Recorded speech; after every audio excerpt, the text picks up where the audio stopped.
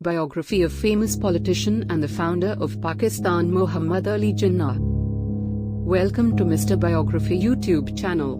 This video is about the biography of famous politician and founder of Pakistan Mohammad Ali Jinnah. Hope you will enjoy this education-based video and share it with your friends and family members. Mohammad Ali Jinnah was born on the 25th of December 1876 and died on the 11th of September 1948. He was a barrister, politician, and the founder of Pakistan. Jinnah served as the leader of the All India Muslim League from 1913 until the inception of Pakistan on the 14th of August 1947, and then as the Dominion of Pakistan's first Governor-General until his death. He is revered in Pakistan as the Quaid-i-Azam, great leader, and Baba-e-Qaum, father of nation. His birthday is observed as a national holiday in Pakistan. Born at Wazir Mansion in Karachi, Jinnah was trained as a barrister at Lincoln's Inn London, England. Upon his return to India, he enrolled at the Bombay High Court, and took an interest in national politics, which eventually replaced his legal practice. Jinnah rose to prominence in the Indian National Congress in the first 2 decades of the 20th century. In these early years of his political career, Jinnah advocated Hindu-Muslim unity, helping to shape the 1916 Alekum Pact between the Congress and the All India Muslim League, in which Jinnah had also become prominent. Jinnah became a key leader in All India Home Rule League, and proposed a 14-point constitutional reform plan to safeguard the political rights of Muslims in the Indian subcontinent. In 1920, however, Mohammad Ali Jinnah resigned from the Congress when it agreed to follow a campaign of satyagraha, which he regarded as political anarchy. By 1940, Jinnah had come to believe that the Muslims of the subcontinent should have their own state to avoid the possible marginalized status they may gain in an independent Hindu-Muslim state. In that year, the Muslim League, led by Mohammad Ali Jinnah, passed the Lahore Resolution, demanding a separate nation for Indian Muslims.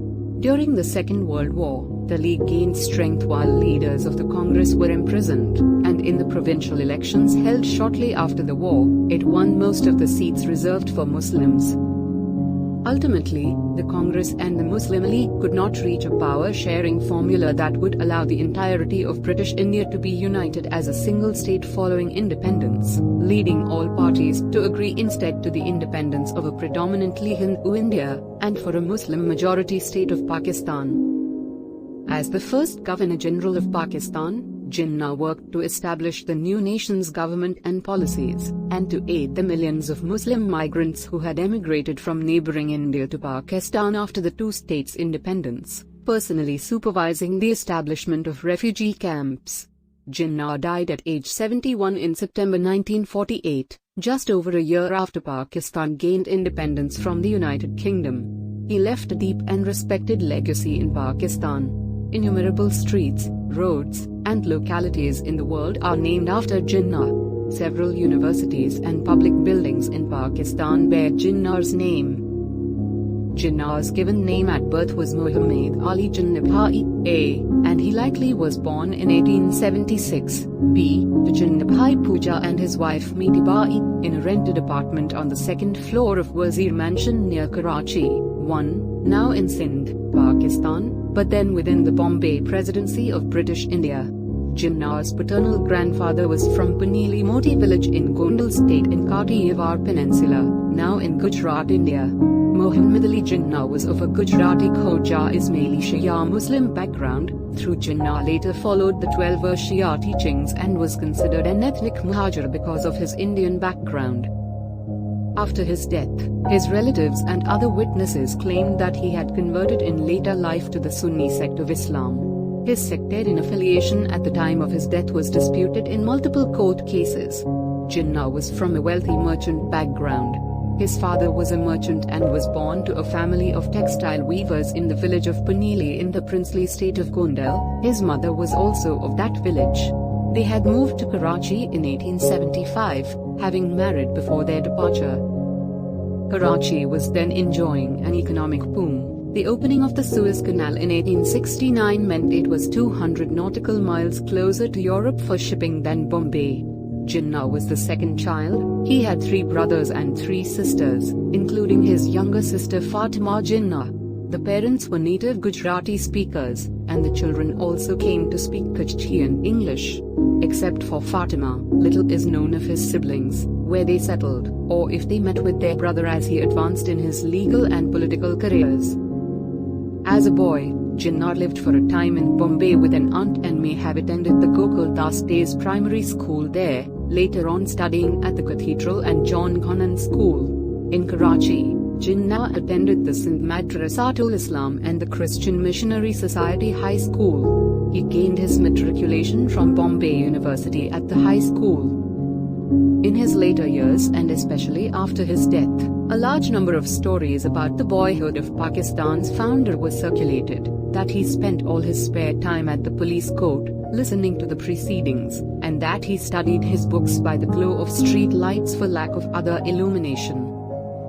His official biographer, Hector Bolitho, writing in 1954, interviewed surviving boyhood associates, and obtained a tale that the young Jinnah discouraged other children from playing marbles in the dust, urging them to rise up, keep their hands and clothes clean, and play cricket instead. In 1892, Sir Frederick Lee Croft, a business associate of Jinnah Bhai Puja, offered young Jinnah a London apprenticeship with his firm, Graham's Shipping and Trading Company. Jinnah accepted the position despite the opposition of his mother, who before he left, had him enter an arranged marriage with his cousin, 2 years his junior from the ancestral village of Paneli, Amy Bai Jinnah. Jinnah's mother and first wife both died during his absence in England. Although the apprenticeship in London was considered a great opportunity for Jinnah, one reason for sending him overseas was a legal proceeding against his father, which placed the family's property at risk of being sequestered by the court. In 1883, the Jinnah Bhai family moved to Bombay. Soon after his arrival in London, Jinnah gave up the business apprenticeship in order to study law, enraging his father, who had, before his departure, given him enough money to live for 3 years.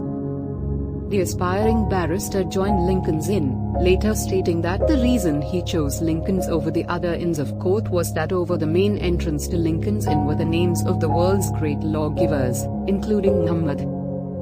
Jinnah's biographer Stanley Walbott notes that there is no such inscription, but inside, covering the wall at one end of New Hall, also called the Great Hall, which is where students, bar, and bench lunch and dine 24, is a mural showing Muhammad and other lawgivers, and speculates that Jinnah may have edited the story in his own mind to avoid mentioning a pictorial depiction which would be offensive to many Muslims.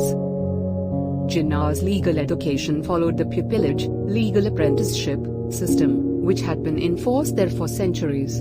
To gain knowledge of the law, Jinnah followed an established barrister and learned from what he did, as well as from studying law books. During this period, he shortened his name to Muhammad Ali Jinnah. During his student years in England, Jinnah was influenced by 18th century British liberalism, like many other future Indian independence leaders. His main intellectual references were peoples like Bentham, Mill, Spencer, and Comte. This political education included exposure to the idea of the democratic nation, and progressive politics. Jinnah became an admirer of the Parsi British Indian political leaders Dadar Bhai Nauroji and Sir Feroz Shah Mehta. Nauroji had become the first British members of Parliament of Indian extraction shortly before Jinnah's arrival, triumphing with a majority of 3 votes in Finsbury Central. Jinnah listened to Nauroji's maiden speech in the House of Commons from the Visitors' Gallery. The Western world not only inspired Jinnah in his political life, but also greatly influenced his personal preferences, particularly when it came to dress. Jinnah abandoned local grab for Western-style clothing, and throughout his life he was always impeccably dressed in public. His suits were designed by Savile Row tailor Henry Poole & Company. Jinnah came to own over 200 suits, which he wore with heavily starched shirts with detachable collars, and as a barrister took pride in never wearing the same silk tie twice. Even when he was dying, he insisted on being formally dressed. "I will not travel in my pajamas." In his later years he was usually seen wearing a spherical hat which subsequently came to be known as the Jinnah cap. Dissatisfied with the law, Jinnah briefly embarked on his stage career with a Shakespearean company, but resigned after receiving a stern letter from his father. In 1895, at the age 19, Jinnah became the youngest British Indian to be called to the bar in England. Although he returned to Karachi, he remained there only a short time before moving to Bombay. At the age of 20, Jinnah began his practice in Bombay, the only Muslim barrister in the city. English had become his principal language and would remain so throughout his life. His first 3 years in the law, from 1887 to 1900, brought him new briefs. His first step towards a brighter career occurred when the acting Advocate General of Bombay, John Molesworth Macpherson, invited Jinnah to work from his chambers. This tour, a Bombay Presidency magistrate, left the post temporarily and Jinnah succeeded in getting the interim position. After his 6-month appointment period, Jinnah was offered a permanent position on a 1,500 rupee per month salary. Jinnah politely declined the offer, stating that he planned to earn 1,500 rupees a day, which he eventually did. Nevertheless, as Governor General of Pakistan, Jinnah would refuse to accept a large salary, fixing it at 1 rupee per month. As a lawyer, Jinnah gained fame for his skilled handling of the 1908 caucus case. This controversy arose out of the Bombay municipal elections, which Indians alleged were rigged by a caucus of Europeans to keep Sir Feroz Shah Mehta out of the council. Jinnah gained great esteem from leading the case for Sir Feroz Shah, himself a noted barrister. Although Jinnah did not win the caucus case, he posted a successful record, becoming well known for his advocacy and legal logic. In 1908, his factional foe in the Indian National Congress, Bal Gangadhar Tilak, was arrested for sedition. Before Tilak unsuccessfully represented him at trial, he engaged Jinnah in an attempt to secure his release on bail. Jinnah did not succeed, but obtained an acquittal for Tilak when he was charged with sedition again in 1916. One of Jinnah's fellow barristers from the Bombay High Court remembered that Jinnah's faith in himself was incredible. He recalled that on being admonished by a judge with Jinnah's faith in himself was incredible. My lord, allow me to warn you that you are not addressing a third-class pleader. He was what Allah made him, a great pleader. He had a sixth sense, he can see around the corners. He was a very clear thinker, but he drove his points home. Slow delivery, word by word. Jinnah was also a supporter of working-class causes and an active trade unionist. He was elected president of the All India Postal Staff Union in 1925, whose membership was 70,000. According to the All Pakistan Labour Federation's publication Productive Role of Trade Unions and Industrial Relations, being a member of the Legislative Assembly, Jinnah pleaded forcefully for the rights of workers and struggled for getting a living wage, unfair conditions for them. Muhammad Ali Jinnah also played an important role in the enactment of the Trade Union Act of 1926, which gave trade union movements legal cover to organize themselves. In 1857, many Indians had risen in revolt against British rule. In the aftermath of the conflict, some Anglo-Indians, as well as Indians in Britain, called for greater self-government for the subcontinent, resulting in the founding of the Indian National Congress in 1885. Most founding members had been educated in Britain, and were content with the minimal reform efforts being made by the government. Muslims were not enthusiastic about calls for democratic institutions in British India, as they constituted a quarter to a third of the population, outnumbered by the Hindus. Early meetings of the Congress contained a minority of Muslims, mostly from the elite. Jinnah devoted much of his time to his law practice in the early 1900s, but remained politically involved. Jinnah began political life by attending the Congress's 20th annual meeting in Bombay in December 1904. Muhammad Ali Jinnah was a member of the moderate group in the Congress, favoring Hindu-Muslim unity in achieving self-government, and following such leaders as Mehta, Nauroji, and Gopal Krishna Gokhale. They were opposed by leaders such as Tilak and Lala Lajpat Rai, who sought quick action towards independence.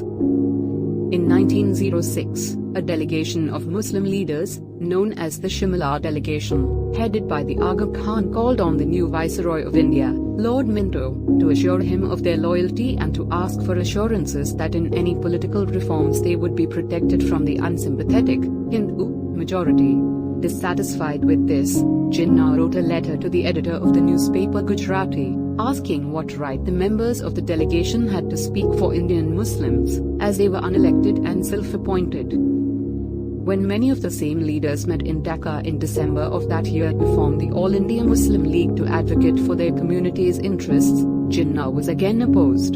The Aga Khan later wrote that it was freakishly ironic that Jinnah, who would lead the League to independence, came out in bitter hostility toward all that I and my friends had done. He said that our principle of separate electorates was dividing the nation against itself. In its earliest years, however, the League was not influential. Minto refused to consider it as the Muslim community's representative, and it was ineffective in preventing the 1911 repeal of the partition of Bengal, an action seen as a blow to Muslim interests. Although Jinnah initially opposed separate electorates for Muslims, he used this means to gain his first elective office in 1909, as Bombay's Muslim representative on the Imperial Legislative Council. He was a compromise candidate when two older, better-known Muslims who are seeking the post deadlocked. The council, which had been expanded to 60 members as part of reforms enacted by Minto, recommended legislation to the Viceroy. Only officials could vote in the council. Non-official members, such as Jinnah, had no vote. Throughout his legal career, Jinnah practiced probate law, with many clients from India's nobility, and in 1911 introduced the Waqf Validation Act to place Muslim religious trusts on a sound legal footing under British Indian law. 2 years later, the measure passed, the first act sponsored by non-officials to pass the council and be enacted by the Viceroy. Jinnah was also appointed to a committee which helped to establish the Indian Military Academy in Dehradun. In December 1912, Jinnah addressed the annual meeting of the Muslim League although he was not yet a member. He joined the following year, although he remained a member of the Congress as well, and stressed that League membership took second priority to the greater national cause of an independent India. In April 1913, he again went to Britain, with Gokhale, to meet with officials on behalf of the Congress. Gokhale, a Hindu, later stated that Jinnah has true stuff in him, and that freedom from all sectarian prejudice which will make him the best ambassador of Hindu-Muslim unity. By coincidence, he was in Britain at the same time as a man who would become a great political rival of his, Mohandas Gandhi, a Hindu lawyer who had become well known for advocating satyagraha, non-violent non-cooperation, while in South Africa. Jinnah attended a reception for Mahatma Gandhi where the two men met and talked with each other for the first time. Shortly afterwards, Jinnah returned home to India in January 1915. Jinnah's moderate faction in the Congress was undermined by the deaths of Mehta and Gokhale in 1915. He was further isolated by the fact that Nauroji was in London, where he remained until his death in 1917. Nevertheless, Jinnah worked to bring the Congress and League together. In 1916, with Jinnah now president of the Muslim League, the two organizations signed the Alekum Pact, setting quotas for Muslim and Hindu representation in the various provinces. Although the pact was never fully implemented, its signing ushered in a period of cooperation between the Congress and the League. During the war, Jinnah joined other Indian moderates in supporting the British war effort, hoping that Indians would be rewarded with political freedoms. Jinnah played an important role in the founding of All India Home Rule League in 1916. Along with political leaders Annie Besant and Tilak, Jinnah demanded home rule for India, the status of a self-governing dominion in the empire similar to Canada, New Zealand, and Australia, although, with the war, Britain's politicians were not interested in considering Indian constitutional reform. British Cabinet Minister Edwin Montagu recalled Jinnah in his memoirs young, perfectly mannered, impressive-looking, armed to the teeth with dialectics, and insistent on the whole of his scheme. She was the fashionable young daughter of his friend, Sardin Shah Petty, and was part of an elite Parsi family of Bombay. There was great opposition to the marriage from Ratnaba'i's family and the Parsi community, as well as some Muslim religious leaders. Ratnaba'i defied her family and nominally converted to Islam, adopting, though never using, the name Maryam Jinnah, resulting in a permanent estrangement from her family and Parsi society. The couple resided at South Court Mansion in Bombay, and frequently travelled across India and Europe. Soon we will come back with the part 2 of biography of famous politician and founder of Pakistan Mohammad Ali Jinnah. Thanks a lot for watching our professional biography videos on Mr. Biography YouTube channel. You can help us to promote our Mr. Biography YouTube channel by like, share and subscribe Mr. Biography YouTube channel. Thanks for watching full video about the biography of famous politician and founder of Pakistan Mohammad Ali Jinnah.